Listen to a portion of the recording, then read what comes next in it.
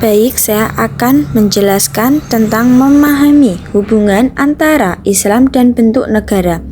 Sebagai orang menganggap khilafah satu-satunya sistem Islam, mereka menyebut negara lain seperti Indonesia tidak Islami.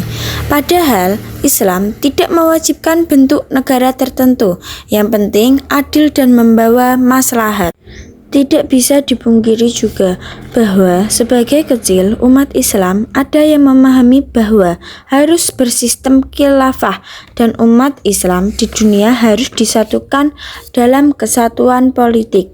Jika tidak, menurut mereka berkeyakinan bahwa khilafah adalah satu-satunya sistem negara yang benar dalam Islam.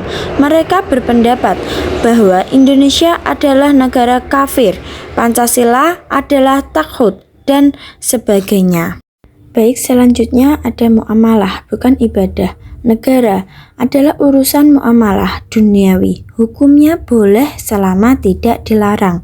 Dalam urusan muamalah, seperti konsep negara dan bangsa, maka hukum asalnya adalah ibahah atau boleh selama dijumpai dalil yang tidak melarangnya. Jika dijumpai dalil yang melarang, maka hukumnya haram. Di sini juga ada contoh ibadah, sholat, puasa harus sesuai tuntutan. Hukum asal ibadah adalah harus sesuai tauqifi, sesuai dengan tuntutan dan harus ada dalil kebolehan. Maka tidak boleh beribadah kecuali dengan ibadah yang disyariatkan oleh Allah Subhanahu wa Ta'ala. Dan yang kedua ada muamalah, bentuk negara sistem pemerintah. Sistem negara adalah ranah muamalah, bukan ranah ibadah. Aturan dalam muamalah berbeda dengan ibadah. Aturan dalam muamalah lebih longgar daripada peraturan dalam ibadah. Sistem negara adalah masuk dalam wilayah mutaghayyirat yang bisa berubah sesuai situasi dan kondisi, bukan sawabit yang tidak bisa berubah. Selanjutnya, tidak ada dalil bentuk negara tertentu. Tidak ada ayat atau hadis yang mewajibkan sistem khalifah. Islam hanya diajarkan prinsip kepemimpinan Raja Kisra tetap memimpin negerinya setelah masuk Islam. Berdasarkan Istiqra penelitian, nas-nas Al-Quran ataupun hadis, tidak ditemukan dalil tentang kewajiban mengikuti atau menerapkan sistem negara tertentu. Yang ada di dalam Al-Quran atau As-Sunnah adalah prinsip-prinsip umum tentang kepemimpinan seperti keadilan pemimpinan, amanah, dan lain-lain. Jika demikian, maka sistem negara merupakan sesuatu yang bersifat ijtihadi yang disesuaikan dengan tempat dan waktu dengan mempertimbangkan kemaslahatan. Berdasarkan Istiqra penelitian pula, tidak ditemukan nas-nas dalam Al-Quran ataupun As-Sunnah yang melarang bentuk tertentu sebuah negara. Tidak ditemukannya dalil yang melarang ini sebenarnya sudah cukup dijadikan alasan kebolehan membuat sistem negara selain khilafah seperti national state. Ditemukan sebuah riwayat bahwasanya Rasulullah Shallallahu Alaihi Wasallam melegitimasi bentuk pemerintahan tertentu yang tidak bergabung dengan pemerintahan di Madinah Al-Munawwarah. Tatkala Rasulullah Shallallahu Alaihi Wasallam mengirim surat kepada raja-raja di sekitar Jazirah Arab, ditemukan sebuah riwayat bahwa Rasulullah Shallallahu Alaihi Wasallam mengirim surat kepada Raja Kisra, yang berarti sesungguhnya agamaku dan kekuasaanku akan sampai wilayah yang dikuasai oleh Kisra, sampai ujung Kuf dan kafir.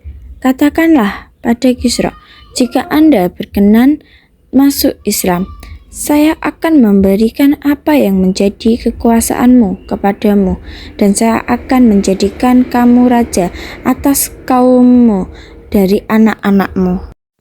Jika kita cermati pesan Rasulullah Shallallahu Alaihi Wasallam yang berbunyi, dan saya akan menjadikan kamu raja atas kaummu dari anak-anakmu, dapat dipahami bahwa Rasulullah tidak mewajibkan Kisra masuk dalam satu kesatuan politik umat Islam di Madinah, bahwa Rasulullah Shallallahu Alaihi Wasallam memperbolehkan sebuah negara tidak berbentuk khilafah. Dalam teks tersebut berbentuk kerajaan. Contohnya, Rasulullah Shallallahu Alaihi Wasallam mengizinkan Raja Kisra tetap memimpin negerinya setelah masuk Islam. Selanjutnya, prinsip syariat keadilan dan kemaslahatan. Ibnu Qayyim al-Jauziyah, syariat dibangun atas dasar keadilan, kasih sayang, kemaslahatan, dan hikmah. Asas sebuah syariat adalah kebijaksanaan dan kemaslahatan hamba di dunia ataupun di akhirat. Kemaslahatan ini harus berlandaskan prinsip keadilan dan rahmat atau kasih sayang. Ibnu Qayyim al-Jauziyah berkata, sesungguhnya bangunan dan pondasi dari syariat adalah kebijaksanaan dan kemaslahatan para hamba dalam kehidupan ini atau kehidupan kelak di hari kiamat. Semua syariat berisikan nilai-nilai keadilan, kasih sayang, kemaslahatan, dan hikmah. Oleh karena itu, setiap masalah yang keluar dari nilai-nilai ini dan berpaling dari keadilan kepada kezaliman, dari kasih sayang kepada sebaliknya, dari maslahat kepada mafsadah, dari hikmah kepada tiada guna, maka hal tersebut pada hakikatnya bukanlah syariat walaupun dimasukkan dalam syariat. Berdasarkan ijtihad pada para pendiri bangsa, bentuk negara kesatuan dipandang sebagai bentuk negara yang paling maslahat bagi Indonesia. Contoh, jika demokrasi membuat rakyat adil dan sejahtera sesuai syariat. Nah, jika khilafah menimbulkan perpecahan, bukan maslahat. Adapun penerapan di Indonesia, yang pertama, Indonesia sudah menerapkan banyak hukum Islam seperti zakat, haji, nikah, waris, dan wakaf. Dan yang kedua, hukum hudud belum diterapkan karena kondisi dan kemampuan. Dan yang ketiga, surat Al-Baqarah ayat 286. Allah tidak membebani seseorang melebihi kemampuannya. Adapun contoh teladan Nabi Shallallahu Alaihi Wasallam menunda merombak Ka'bah karena takut umat baru masuk Islam salah paham. Pelajaran menjaga persatuan lebih penting daripada memaksakan hal benar yang bisa memecah umat. Selanjutnya, sikap Nahdlatul Ulama. NU menegaskan, yang pertama, Islam tidak menentukan bentuk negara tertentu, dan yang kedua, NKRI dan Pancasila tidak bertentangan dengan Islam, dan yang ketiga, tujuan negara, kemaslahatan dan keadilan rakyat. Contoh, menegakkan keadilan sosial, membantu fakir miskin, nilai Islam. Baik, di sini saya akan menyampaikan kesimpulan dari materi yang sudah saya jelaskan tadi. Islam tidak mewajibkan bentuk negara tertentu. Yang wajib adalah menegakkan nilai Islam seperti adil, amanah, maslahat. NKRI dan Pancasila selaras dengan ajaran Islam. Cintai tanah air bagian dari iman. Selanjutnya, saya akan membacakan pertanyaan dan menjawabnya. Jelaskan perbedaan hukum asal antara ibadah dan muamalah.